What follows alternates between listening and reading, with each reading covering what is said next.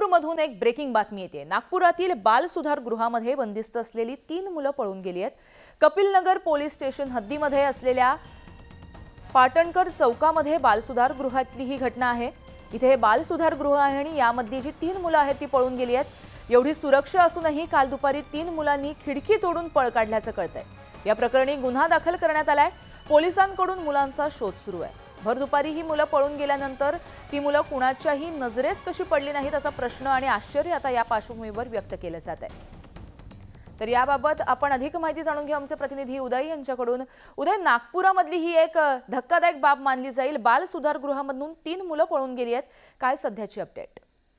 खरं तर अतिशय धक्कादायक बाबच याला म्हणावं लागेल, कारण विविध गुन्ह्यांमध्ये जे आहेत ते नागपुरातील बाल सुधार गृहात बंदिस्त असलेल्या 3 विधी संघर्ष बालकांनी जे आहेत ते बाल सुधार गृहातून पळ काढलेल्या विविध प्रकरणामध्ये जे आहे त्यांच्यावर गुन्हे दाखल असून यांना जे आहे ते बाल सुधार गृहात दाखल करण्यात आलं होतं। मात्र मूळची त्यांची प्रवृत्ती जी आहे ती गुन्हेगारीची असल्यामुळे या विधी संघर्ष बालकांनी जे आहेत या बाल सुधार गृहाच्या खिडकीतून जे आहेत ते पळ काढलेला आहे आणि भर दुपारी ही घटना काल घडलेली आहे। मात्र ही घटना घडल्याच्या आता जवळपास 18 तासांपेक्षा जास्त कालावधी उलटूनही पोलिसांना जे आहे या 3ही बालकांना अटक करणं जे आहे ते शक्य झालं नाही। मात्र आता या प्रकरणात गुन्हा दाखल करून पोलिसांनी या सगळ्या प्रकरणाचा तपास करायला सुरुवात केलेली आहे।